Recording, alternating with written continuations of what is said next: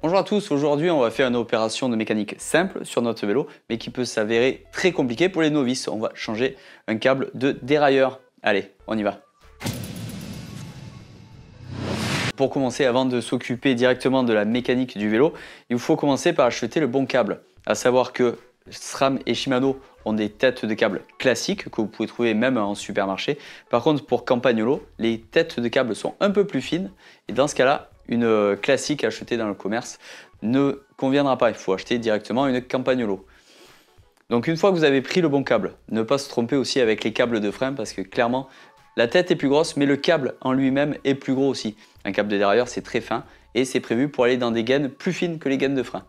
Si vous voulez changer la gaine de frein, la gaine de dérailleur, commandez vraiment une gaine de dérailleur et pas une gaine de frein, évidemment.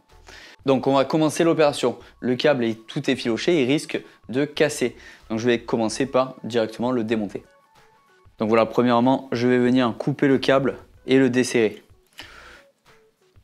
Je vais le couper ici, ça sera plus facile s'il n'est pas pour le sortir. Ensuite, clé Allen de Torx. Souvent c'est du 9 mm. Souvent c'est une 9 mm en clé hexagonale. Donc là, c'est bon, on a le câble. Maintenant, on peut tirer la gaine. La gaine, elle est propre. Je vais même venir l'enlever et la mettre de côté. Maintenant qu'on a coupé le câble et sorti la gaine au niveau du dérailleur, on va sortir la gaine au niveau du cadre pour pouvoir attraper le câble. Si vous n'avez pas fait attention à dans quelle vitesse vous étiez, assurez-vous d'être sur la plus petite. Pour ça, vous tenez le câble avec les doigts. Tenez la gaine et vous appuyez, vous descendez au maximum. Vous allez entendre les clics. Une fois que vous avez fait ça, vous soulevez le caoutchouc de la cocotte et vous allez pouvoir voir la tête du câble. Donc là, à ce moment-là, ce sera plus facile. Il reste juste à pousser le câble et le faire légèrement tourner pour pouvoir le libérer.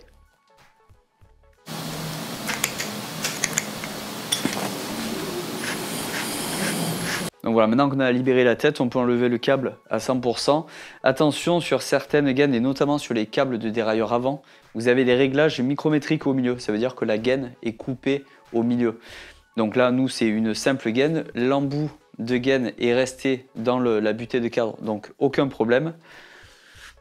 On peut enlever le câble facilement et de faire cette opération, c'est un très bon moment pour pouvoir contrôler vos gaines aussi. Donc maintenant, on va repasser avec le nouveau câble. On va le mettre, avant tout, on va faire attention à ne pas faire de plis sur le câble. Et on va le déplier, on va le désenrouler. Et on va mettre une goutte d'huile fluide dessus pour permettre qu'il glisse facilement dans la gaine. Vous avez des câbles qui sont déjà lubrifiés au téflon, où il n'y a pas besoin de mettre de l'huile. Donc pour l'huiler, bien sûr des gants, un petit chiffon, de l'huile fluide, des gouttes au niveau du câble sur le chiffon. Pas la peine non plus d'en mettre des milliers de litres. Et ensuite vous faites passer le câble dans le chiffon. Attention à ne pas le plier. Ni de faire tomber l'extrémité dans la poussière au sol. Parce que là, avec l'huile, ça fait pas bon ménage. Et voilà.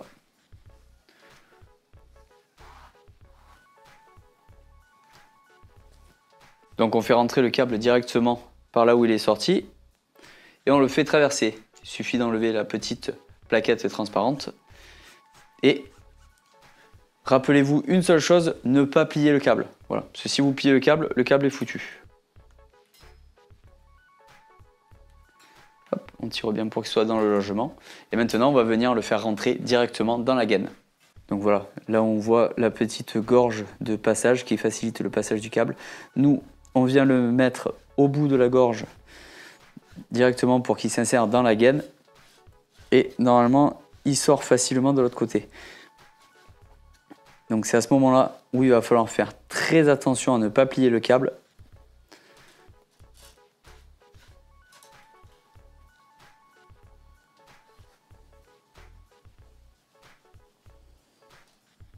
Bon, sur celui-ci, il y a pas mal de place, ça se fait bien.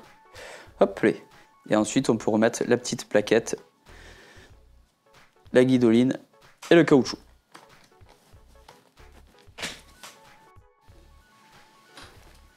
Là maintenant on va mettre le câble directement dans le cadre. Attention que le câble n'ait pas fait un tour autour de la potence, autour du cadre ou que la gaine soit emmêlée. Donc voilà, le passage le plus linéaire sera le mieux. Donc suivant les cadres, ça va être assez différent. Vous pouvez avoir des guidages internes complets ou comme ici, juste une butée et après on va venir attraper le câble depuis le dessous. Donc voilà, là on force pas, juste on le fait passer sur quelques centimètres jusqu'à que ça vienne bloquer, mais on va pas mettre la gaine directement. Là maintenant on va essayer de l'attraper depuis le dessous. Donc voilà, ça c'est bien aussi d'avoir un pied de vélo qui s'incline, là on peut travailler facilement sous le vélo. Donc là c'est la boîte avec le passage de câble.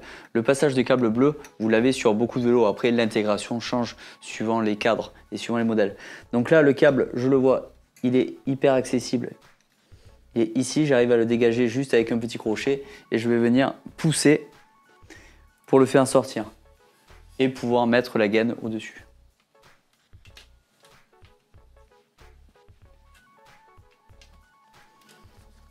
Voilà, ensuite, je le fais passer dans le petit passage bleu.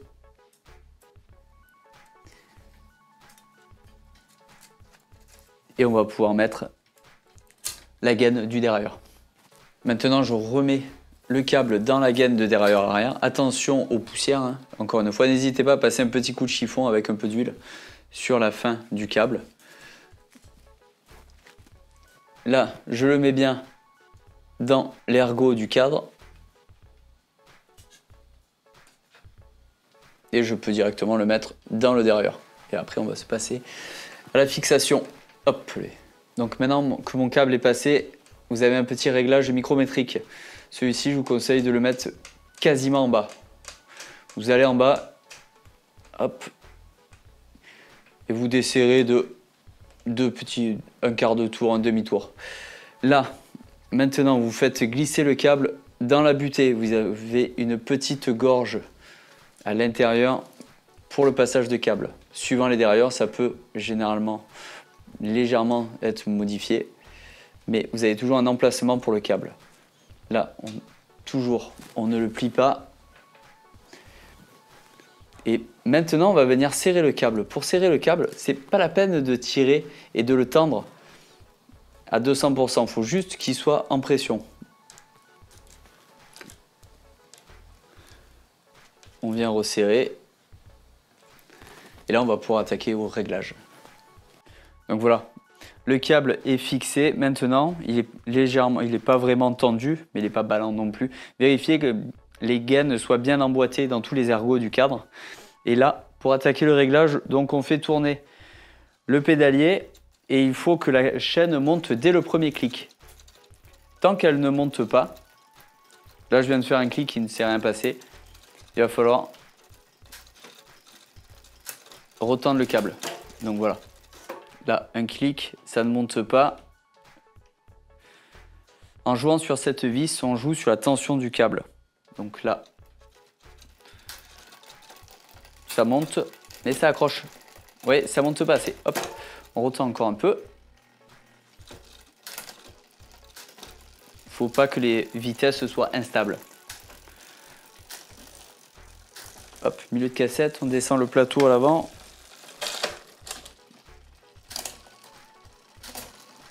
On est pas mal. Faut bien que ça monte cran par cran, une vitesse par une vitesse. Si ça monte de 2, c'est que votre câble est trop tendu. Si ça monte pas correctement, c'est que le câble n'est pas assez tendu. Maintenant qu'on a réussi à monter de 1 la cassette entière, on va la descendre. C'est pareil, il faut que ça descende de une dent par une dent et pas de plusieurs.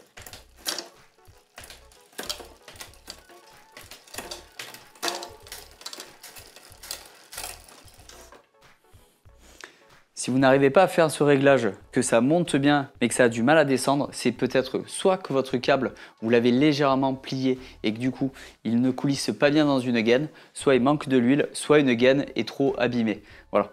Généralement, il faut que ça monte facilement et que ça descende aussi facilement. Donc là, le réglage est pas mal. On va faire une dernière vérification avant de s'occuper de couper le câble. C'est que je vais pédaler, je vais appuyer le dérailleur à la main dessus, voir si la butée est bien réglée. Là, la chaîne est passée de l'autre côté. Clairement, il faut que je resserre la butée. Donc là, on va venir serrer la vis du pignon le plus gros. Donc la vis marquée high.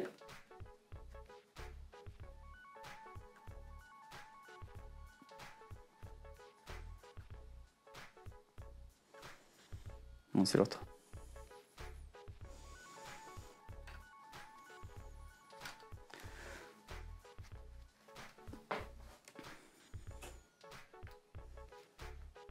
Donc là, on va venir serrer la vis du bas qui correspond à la butée. Voilà. En appuyant le dérailleur. Comme ça, vous sentez le mouvement du dérailleur. Donc là, il me reste encore un peu. Et on vient vérifier, bien sûr, en faisant tourner, que la vitesse ne bloque pas. Donc là, elle monte et elle descend bien. Et si j'appuie, voilà, la chaîne ne peut pas aller dans les rayons, elle ne peut pas passer de l'autre côté de la cassette. On va vérifier si en bas, c'est pareil. Elle est un peu trop tendue. Je la desserre d'un quart de tour. Et si je tire dessus, rien ne se passe. Donc là, finalement, le réglage du dérailleur est bon. Les vitesses montent de une à une. Elles ne dépassent pas la cassette en haut ni en bas. On va pouvoir couper le câble proprement et mettre l'embout de câble. Donc voilà, pour couper le câble proprement, l'idéal est d'utiliser une pince coupe-câble, parce que clairement, sinon vous allez l'effilocher. Hop, un coup sec.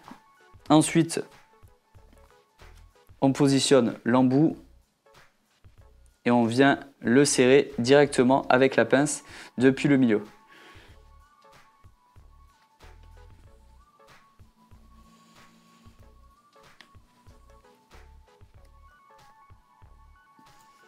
Et voilà, c'est fait pour, ça tient bien. Moi, ce que j'aime bien, c'est le tordre vers l'intérieur, le câble, pour éviter qu'il s'en prenne de partout. Et là, on est bon. Et voilà, le changer un câble de dérailleur, c'est pas si compliqué. Revisionnez la vidéo pas à pas pour ne pas rater d'étapes. Faites attention à ne pas mettre de la poussière sur le câble lorsque vous l'installez, surtout avec l'huile dessus. Et faites un bon réglage de dérailleur. Donc là, notre vélo, nous, il est prêt. On va pouvoir reprendre la route et aller crapahuter dans toutes les montagnes. À bientôt sur GCN en français pour d'autres vidéos. Ciao, ciao.